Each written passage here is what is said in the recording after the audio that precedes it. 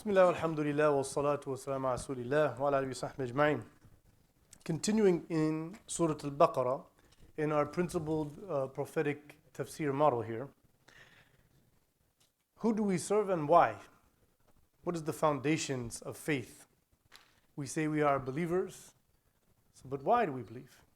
What's the evidence behind that? So this is the calling. As we said, this is the review from last week. Ya ayyuhan nas, all humanity. U'budu rabbakum alladhi khalaqakum. Pay attention, people. Devote yourselves to your Lord who created you and everyone who came before you, so that you may become pious. Which is the justification for being guided by the Quran. Because what does it say in the beginning? ذَلِكَ الْكِتَابُ لَا رَيْبَ فِيهِ هُدًى لِلْمُتَّقِينَ. He's telling you, how can you be pious? Is that you dedicate yourself in worship, in servitude. The human race is one family. We are all one human family. Every single human is related. They come from a soul which comes from heaven.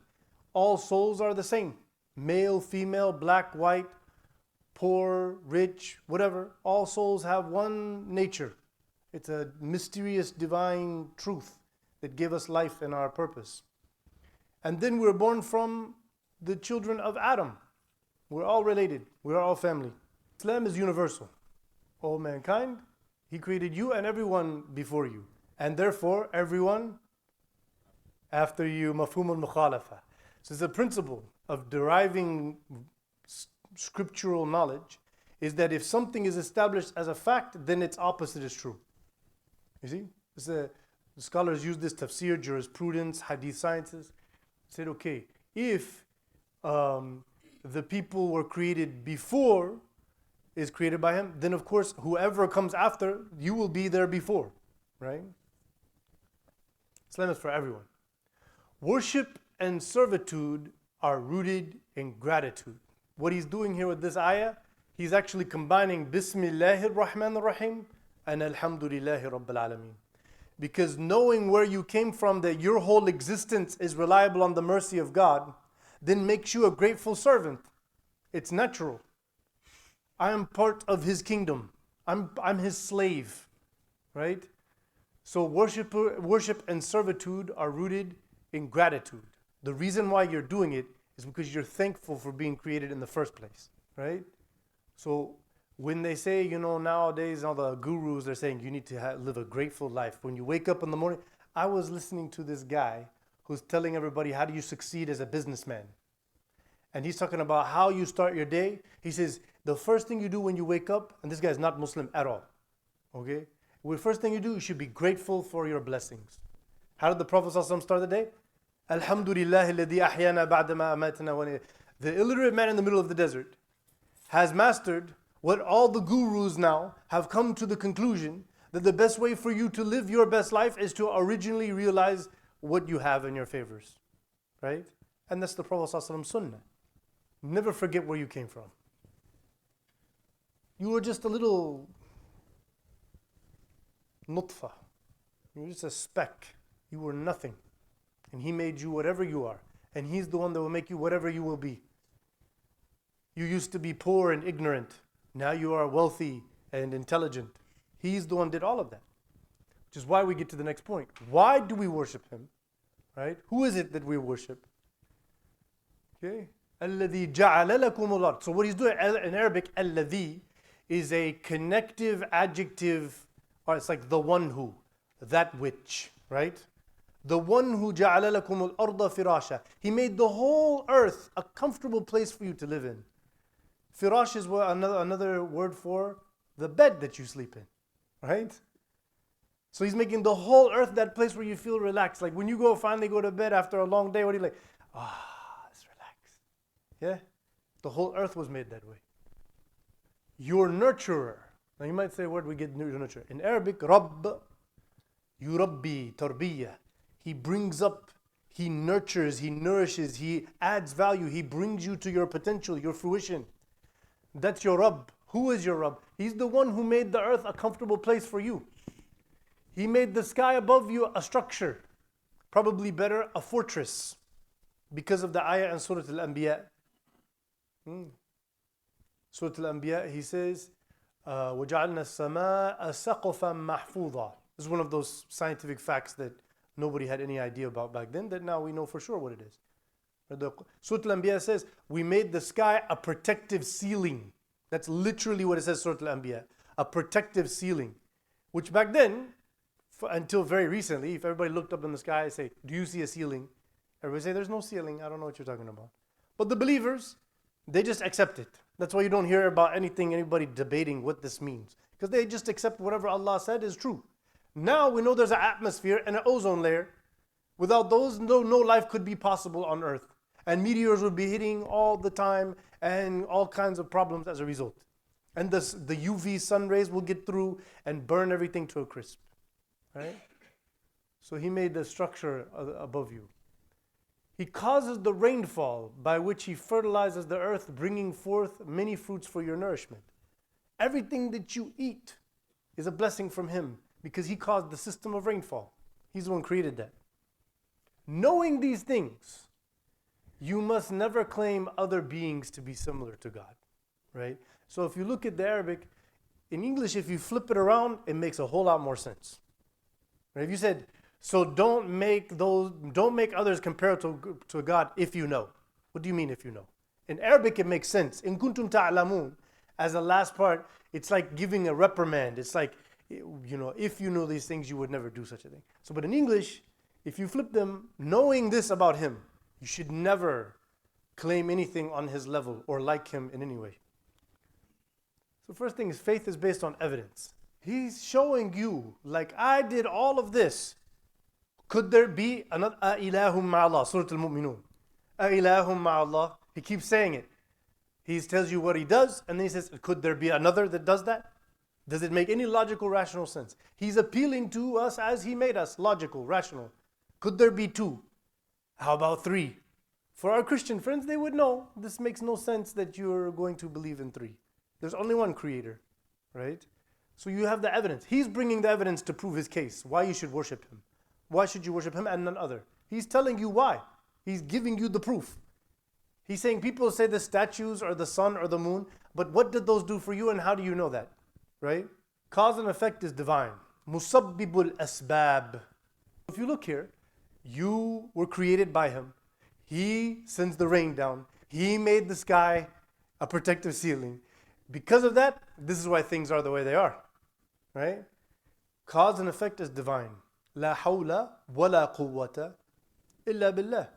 This is a profound statement of reality, which is the natural second step. Once you know La ilaha illallah, then you should never be confused about why things are and what could be and why. So La hawla wa la quwwata illa billah. That there is no deity and no source of things, no real absolute truth except for the one and only God. And there's no might, no ability, no capacity, no potential other than with God. Nothing is comparable to God. This comes out throughout the Quran in many places. You should never try to compare. That's where shirk always comes from. Polytheism is people trying to figure God out. Oh, well, he's like this, so then he's like that. Okay, so let's make a statue for him. Or, the sun is so bright. It's the sun. That's why Abraham's telling them a lesson. Well, you're just making up stuff. It seems to you, but there can only be one creator to all of this. فَاطِرُ السَّمَاوَاتِ وَالْأَرْضِ الَّذِي فَطَرَهُنَّ.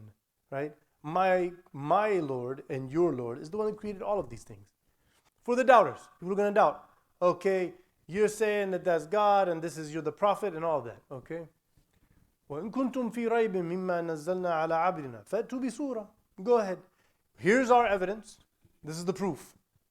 Okay, so it's very important not to take the Quran for granted, which most Muslims do. And I'm not saying like this is like some nefarious evil intention. It's just this is the word of Allah and this is the book and it's holy and it says all the truth and it makes all this sense. Okay, great. But what about before that? Before the Quran was amongst Arabs, did they have any language like this at all in their poems? Do you know mu'allaqat al-shu'ara? None of this. You don't read anything like this from any of them. Not in substance, not in style, not in flow. Completely different, right?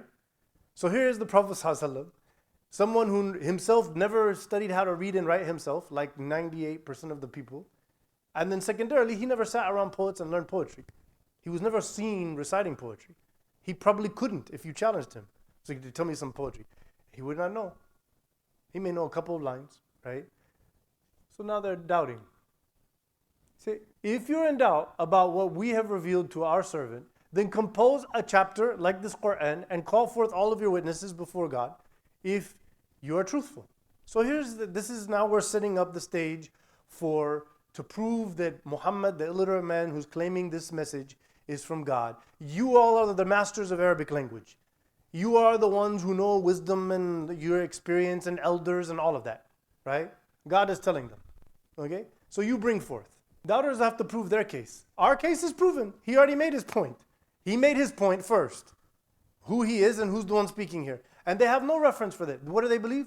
They believe Allah is very distant and not something connected to them. Not something most of their worship in Arabia was dedicated to Lat and Uzza and Manat and Baal and Hubal. They had all kinds of gods.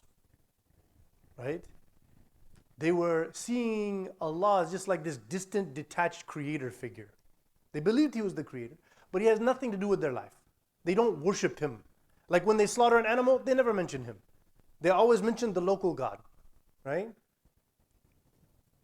So then now he made his point. This is who is the one is created you. Here's the one speaking in this message. Now you bring your point. You bring your case. Servitude is the best qualification. It's a very important point about everything. Like, how do you feel about someone who's supposed to be a leader and they don't do what they're teaching? They don't tell you. They say, you do this, you do that, you do this. And then you don't ever see them doing this.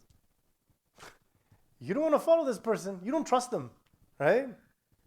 It's like Joe Biden, human rights and all that. Shut up and sit down. Servitude is the best qualification. Ala abadina. He didn't say rasulina. He didn't say nabiyina. He said abadina. What we have revealed to our servant, our slave, that's what qualifies him, Rasulullah. When he received the first revelation, he was shook like any normal human being who saw an angel for the first time, and he's squeezing him, reading Arabic in a way he's never heard. For a guy looked completely strange. He was shaken to the core. Prophet ﷺ was deeply confused and upset and concerned. So he goes to his wife Khadija. He's like, Wallah, Khadija, I don't know what this is. She said, Wallah, la yukhzika Allah abada. God would never allow no harm to come to you. Why? Anybody remember why? You are kind to your neighbor. You help those in need. You always support those who are struggling, right? You stand up for those who are being mistreated, right? This is why. Because he's the servant. He's qualified for this job. He's doing God's work already by default, by natural impulse. Okay, the Quran is a challenge to its detractors. The Quran is saying, this is the proof. So the moon splitting was the only miracle that was there as for disbelievers to, see the truth in terms of physical miracles. But this Quran is the miracle for all times until the Day of Judgment. It's there. There's multiple miracles about it. It's not just the literary. That's not it. In Ahl Sunnah wal Jama'ah, nobody said that's the only way it's miraculous. But that is a way it's miraculous because what is the concept of a miracle? Is that one person did it and is saying, God sent me with this and I can do this. And then no one else is able to reproduce that behavior. Right? That is called a miracle. So the Quran, he brought it forth. And people have tried to bring their Qurans or their Furqans or their Mutanabbi and the rest of them, right? Musaylim al-Kadhdab, right? Who is a dead man called al-Kadhdab. You see my point? He's called the liar, even though he was telling everybody he had a lot of people don't pay attention. Musaylim in the end of the seerah had like 30,000 followers. That he is Rahmanud Dunya, he was saying. He was claiming this. All of his whole entire area, Najd. I'm not going to say anymore. It is what it is, right? And so This Quran is a challenge to everyone at every time. It's bound to fail. And the fulfilled prophecy. فَإِن لَّمْ تَفْعَلُوا وَلَن تَفْعَلُوا فَاتَّقُوا النَّارَ الَّتِي وَقُودُهَا النَّاسُ وَالْحِجَارَةُ وَأُعِدَّتْ لِلْكَافِرِينَ. If you can't fulfill this challenge, and you will not be able to, right? So back then, that was a bold statement. Again, you're taking it for granted, right? You know how many religions have come and gone?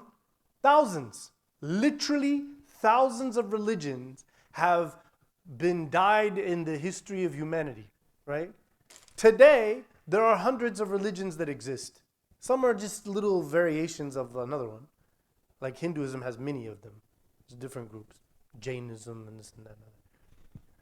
So here is the Quran is the most read book of all books of all of humanity.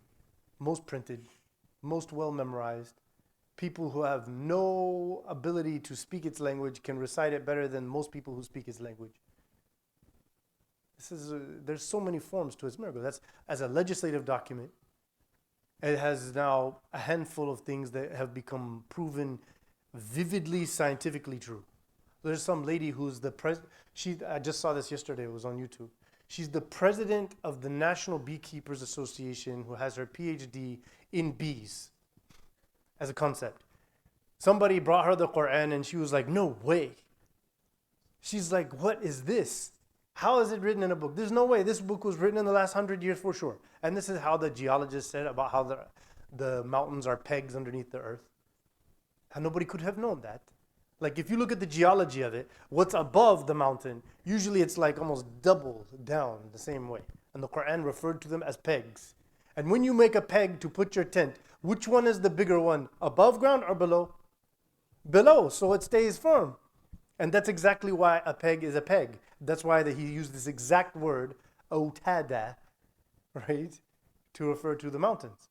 Which sounded strange. The mountain is clearly this thing above. We don't see anything below. Why would anybody assume that there's anything below in the first place? Much less exactly the way it looks above, but much bigger and larger. You see? Firmly rooted. Many examples of this. So you're not going to be able to make this. So then fear the fire, right? There's an accountability for knowing this. Now you know. Now this knowledge is important. So this is where we get to our principle here. The Quran is a standing miracle. We have that. Hellfire is for those who reject the truth. There's a difference. There's a difference in Islamic theology and simple logic. There's a difference between one who came to know about the Prophet Muhammad ﷺ. They came to know about his character, his life, his miracles. They came to know about the Quran and his teachings, and they said, I don't believe in that. I will not follow that. That's a rejecter. They're in big trouble. They're doomed. And then one's like, I don't know, I heard Islam is terrorism and womanizing and stuff like that. They don't know what they're talking about. They're a different person than the other one. And if you're like, well, why didn't they study? How much did you study Christianity and Buddhism and others? Are you expecting them to do what you don't do? Is this fair? Right?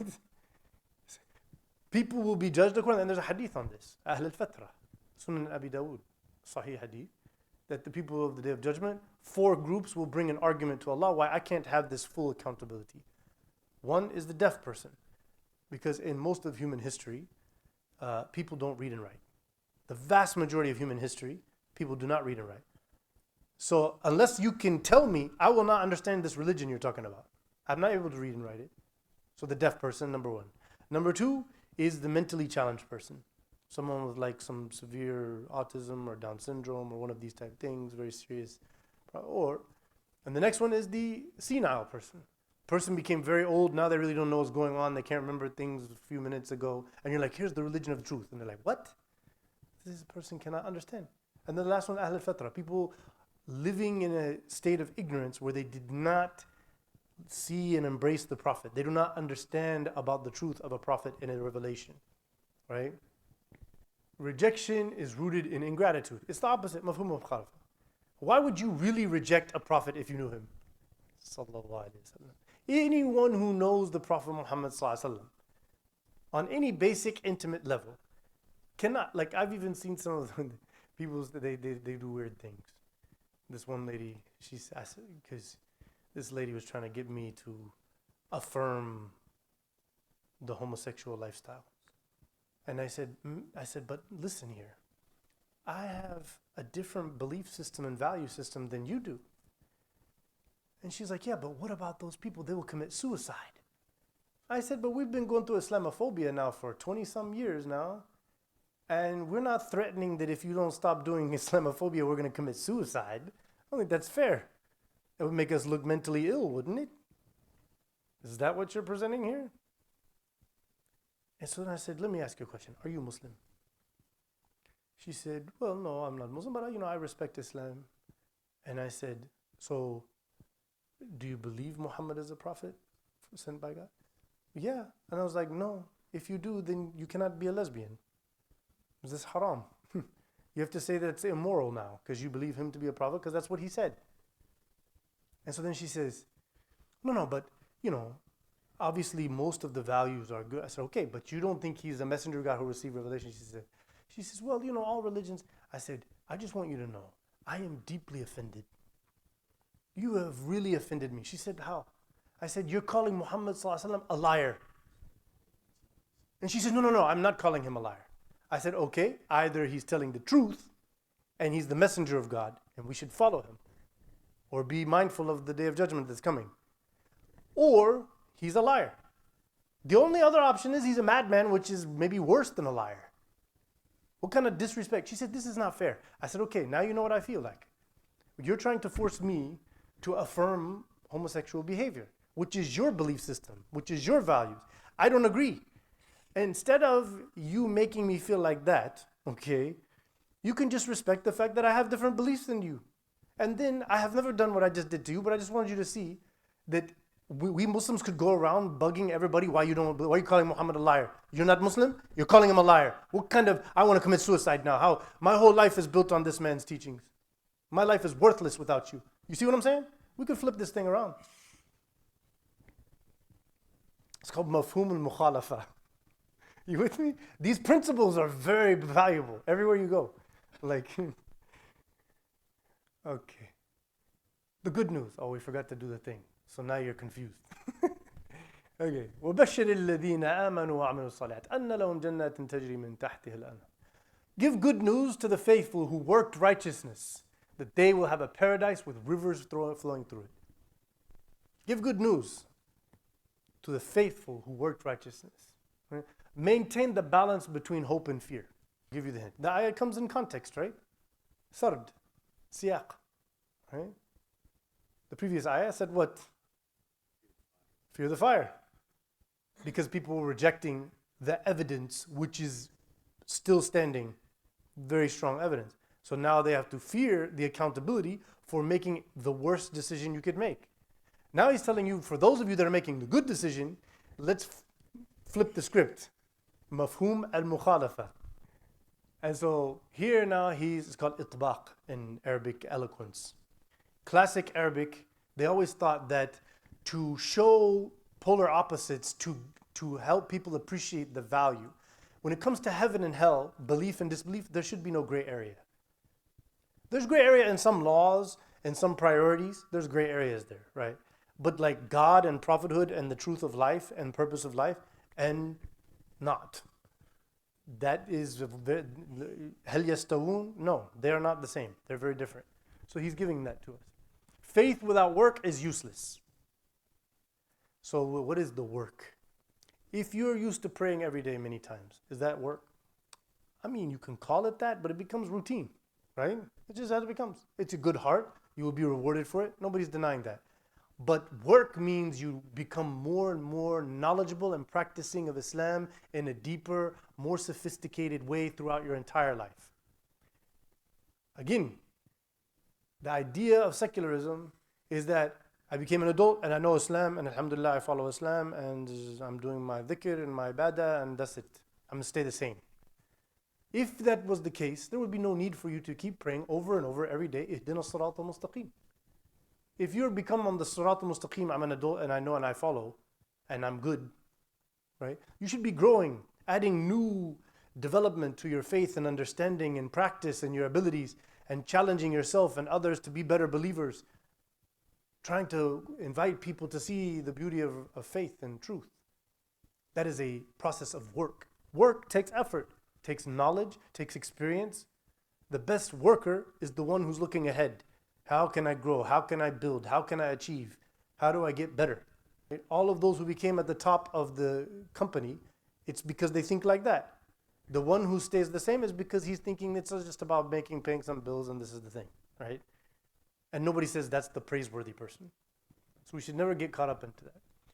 كلما رزقوا منها من ثمرة رزقا قالوا هذا الذي رزقنا من قبل. When its inhabitants enjoy its fruits, they say, this is like what we had before in life on earth.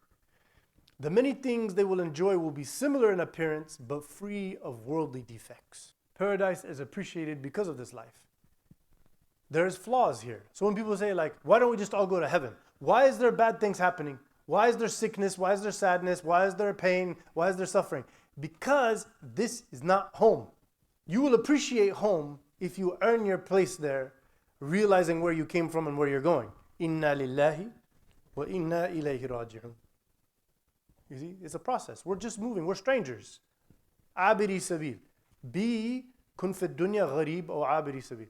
Be in this world like a stranger, someone who's just passing through. This is not our home. When these bad things happen, it's like, alhamdulillah, I'm not at home. So inshallah, I'll be patient, accept this, and I will be ready when time comes.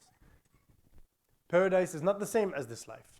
So you will appreciate, but there is perfection. And this is where people say, I heard that there are in heaven beautiful women, hurun ain. This is immoral. You Muslims are sexual predators or whatever. This is the way they talk, isn't it? Isn't this the story? No. Number one, first and foremost, in heaven, there is no such thing as jealousy. That's a worldly flaw of control. People want to control things for themselves. People feel entitled to certain things. So like, why do you have that? Why would you like that? Why not me, right? In heaven, everybody's comfortable with everything. Number one. Number two, heaven, there is no rule about marriage and children and child labor and, ejaculation and then childbirth and all. None of that exists in heaven. That's not part of the deal. We're talking about a sensual relationship based on appreciating the beauty of God's creation.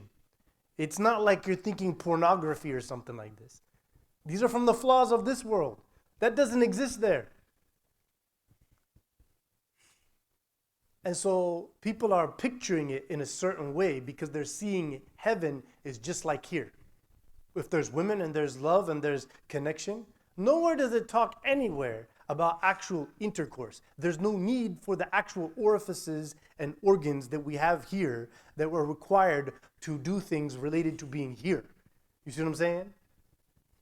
There's no such thing as menstruation, none of that stuff. You see what I'm saying? Completely different place altogether, right? There's no reason to assume those things even exist, you see? So now I was in Kuwait. Sheikh Uthman Khamis is one of the big Tafsir scholars over there. We used to always go to his dars. And so some sister, mashallah, she came bold. She came at the Sheikh. She said, Ya Sheikh, أنت يعني ما شاء الله مدحت الحور العين لكن النسوان يعني إيش تبعنا where do we get? So he said, what about ولدان مخلدون? He says, إذا أنت تشتهي يعني خلاص يعني you can have ولدان المخلدون as you like. لهم فيها ما يشاءون. Right? The Quran says, people in heaven have whatever they want. So you have to understand, Hurun are beautiful women that are created in heaven. They're not people from this earth that lived on earth. They're created there just like there's trees and beautiful things and all kinds of other stuff, right?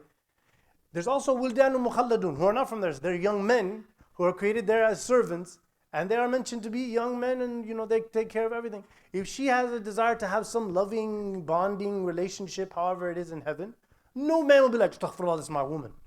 Nobody thinks like that there. You're applying worldly thought processes to heaven, right? So all that I hope is solved in paradise is not the same as this world. The problem here is you're assuming. The whole thing about 72, number one, the concept of what do you mean by virgin anyways, right? The word is like pure, free of flaw. That's the meaning, right? وَلَهُمْ فِيهَا أَزْوَاجٌ مُطَهَّرَةٌ وَهُمْ فِيهَا خَالِدُونَ. Now, this translation is going to throw you off.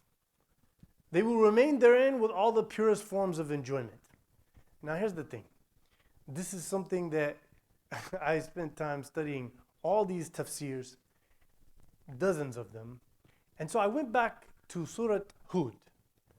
لا تمدن عينيك إلى من متعنا به أزواجا منهم. Right? Now that ayah told the Prophet ﷺ to not look at what the world has to offer and what people enjoy of azwaj. Right? This word here. Okay? And all of the commentators on that ayah understand azwaj mean المتنوعات من الخير التي تشتهيه أو يشتهيه البشر. All of the different types of good things that people enjoy. Azwaj. ثمانية أزواج. Many different types in Surah Al-An'am. Talking about pairs, things that you enjoy. And this is classical Arabic as well. So I looked into here, they're trying to say that this is only referring to spouses that are pure. Spouses. But if you look at the translation, purest forms of enjoyment, so spouses and everything else is fitting within here. Like if that tafsir is the correct one, it's in here. It's not specific. And it doesn't limit it to men's desires. You see the point here? Because women have desires too, right? And everybody has whatever they want. And so this linguistic meaning fits with classical Arabic, other ayahs of tafsir for the same word, and it is a broader umbrella to fit the meaning of this. Paradise is flawless. Paradise is our true home. That's the key point here. وَهُمْ فِيهَا خَالِدُونَ. That's where we're going to stay. Here we're not staying. This is not home. So patience is rooted in time is flying, right? I mean, I can remember, I'm telling my son, now he's a sophomore in high school. He's trying out for the basketball team. I played basketball in sophomore year in high school, and I can remember my teammates. I can remember what gym I played in. I can remember my coach. And that was 30 years ago. You know what I'm saying? That's like 2/3 of my life ago, right? It seems like that. You know what I'm saying? Go ahead, talk to your talk to somebody who's 70, 80. Ask them, do they remember college? And they'll tell you, I remember my homeland, I remember my street, I remember the people, all that stuff. Time is flying. We're going home, right? So if you understand the nature of this place, which is not home, it's a place of ibtila and amal. It's a test and work responsibility, spiritual work. Then the dar al-qarar was-salam wal-baqa is to live in peace and tranquility and comfort and resting and relaxation. That's heaven. That's after this life.